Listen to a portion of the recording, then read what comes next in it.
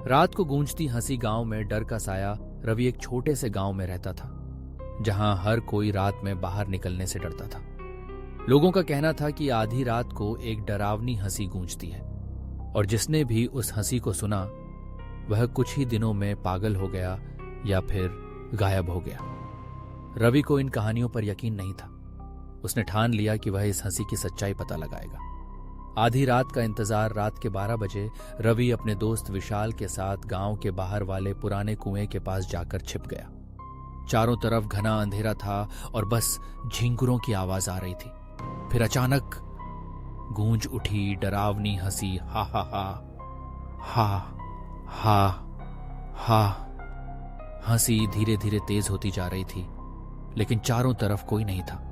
रवि ने टॉर्च जलाकर इधर उधर देखा, लेकिन बस सूखे पेड़ और पुराना कुआं था।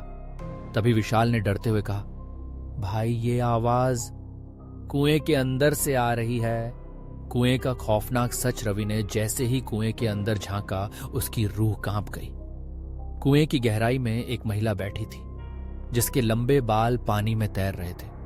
उसका चेहरा अधजला और डरावना था, और फिर उसने सिर उठाया और फिर से जोर से हंसने लगी। हाँ हाँ हाँ, अब तुम भी नीचे आओगे। भागो या मर जाओ। अचानक कुएं से एक लंबा काला हाथ बाहर निकला और रवि की टॉर्च गिर गई। विशाल ने जोर से रवि को खींचा और दोनों पूरी ताकत से गांव की तरफ भागे। पीछे से अभी भी हंसी की भयावह गूंज सुनाई दे रही थी। गांव वालों की सच्चाई अगले दिन जब रवि ने गांव के बुजुर्गों से पूछा तो उन्होंने बताया, सालों पहले एक पागल औरत कुएं में गिर गई थी। मरने से पहले वह जोर जोर से हंस रही थी। अब हर रात उसकी आत्मा कुएं से बाहर आने की कोशिश करती है। आज भी गूंजती है हंसी।